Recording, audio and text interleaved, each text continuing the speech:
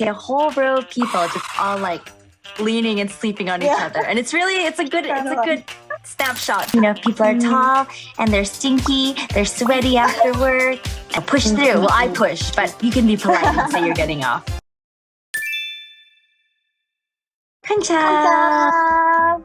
Hey guys, so today we are going to be talking about the everyday oddities of Japan's trains, and they're kind of cool experiences that I experienced or noticed that you guys might find interesting and pick up on too when you come visit Japan.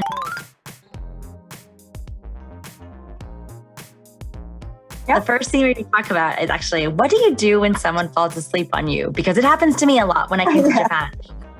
And actually, that happens a lot in Japan. I remember the first time it happened to me, I was just, minding my own business, and everyone's tired, but the person beside me, they start to slowly lean, and I'm like, oh gosh, please don't. Oh, but then their head is there, and it's like, what do I do? Do I shake them off? Or so I don't know.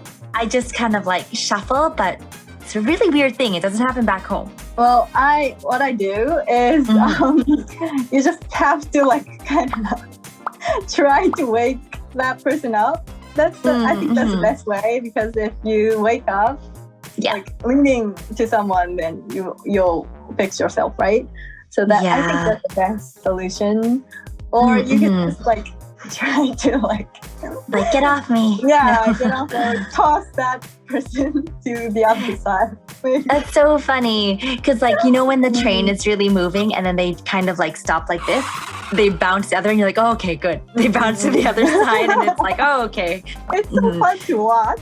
Like, it is. Time someone leaning and that person's like offended. It's fun to watch, but if someone's leaning on you, then it's not so fun. I think a good picture opportunity, guys, if you guys go to Japan, is you might see a whole row of people just all like leaning and sleeping on each other, and it's a good snapshot, so look out for it. So funny. But I think it's like really different. How about you for Kisa? If it's a girl or a guy, like, is there a difference? To be honest, I can't stand someone leaning on and sleeping on my shoulder. So what I do is I always take the women's carriage. Yeah. And so if you do that, if someone sleeps on you, it's a lady. So it's better. It's better. I remember when I came to Japan, like, we don't have women's carriages like in Canada. So if you guys do in your home country, I don't know where everyone else is from, but like, let us know below. So when I came to Japan, I was like, wow, it's all pink. And I thought it was really cool that they had women's carriages. Like, it makes you feel comfortable, right? I really liked it. And I was like, just in case if I wanted to like, feel comfortable, and if it's rush hour, I don't want to be pressed against, sweaty weirdos. No to the offense, women's guys. carriages. No offense. No offense. Sorry, guys. No So I think being in Japan, in the beginning, I would always, when I would come in, I would always be by the doors, and it would be so crammed, and I'd be squished. But then I learned over the years that I kind of go towards the end of the trains, and I like to go in the middle part, so it's like more spacious. So if you know like which station to get off and which door opens, if you remember that, then you can just to the side and step on by the door. But you most of the time you don't know which door opens, right? So what I do is I just say "orimasu." I'm getting off. I'm getting off, and so that way I don't have to like push my way out. That's what I do. Yeah. I just push them like I'm getting out, swimming through the people. Yeah. But I think, if you guys are coming, I find that the middle part is the best. For me, it's comfortable because as a short person, if people are tall and they're stinky, they're sweaty after work, and it's like the worst in the summer. Okay. It's the worst. Yeah. And also one of the things that surprised me too was when I came on the trains, there's a lot of kids, in their uniforms, and I was like, oh, wow, there's so many kids and they look so independent. They know where to go. They know where to get off. And they're so good. But in Canada, we could never see kids on the train by themselves because it's dangerous. And parents wouldn't want their kids to be on the train, mostly the school buses. But right. Yeah, you guys have the school buses. The yellow ones. Yeah.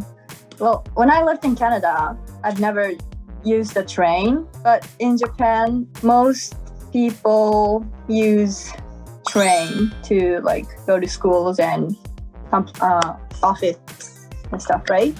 So if your parents are both working, then they don't have the time to take your child to school, right? So that's why kids have to take the train by themselves. And it's dangerous, but we now have like apps. To track them. GPS. Yeah, like really surprised me. It just shows like how independent they are and how smart they are. Because like I get lost on the trains all the time, but the kids aren't. They're great at it, and that just it's really safe, I guess, for kids, and that's kind of cool. So I was really surprised when I saw that. It still surprises me when I see them. So. Also, Japanese trains and metros stations look so complex and complicated, but the truth is that we only have to know where we go and usually take. So you only have to know your own line. So that's why the kids can commute, right? I see.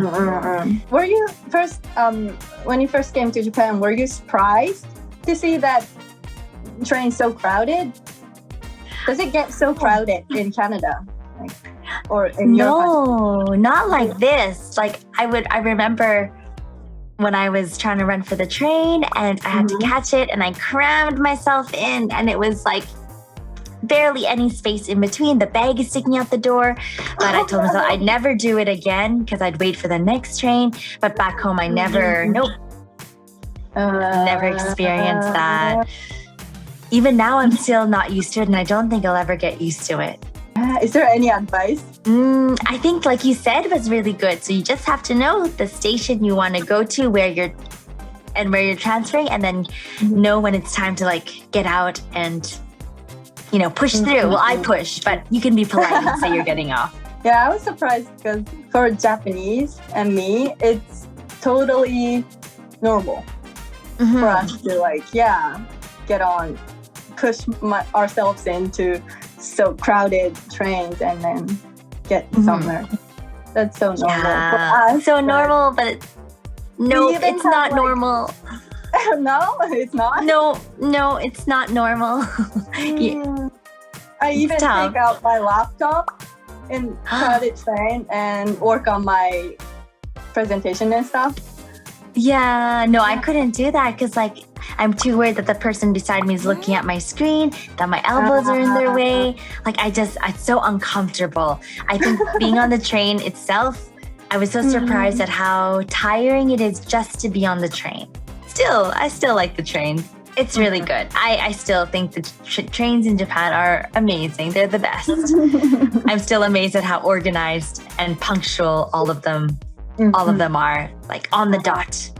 So if you're coming to Japan, my advice is... What would your advice be? What would you say? Get used to it. Yeah, that's great. So that's it, guys. Get used to it and deal with it. Get used to it. Deal with it. Deal with it.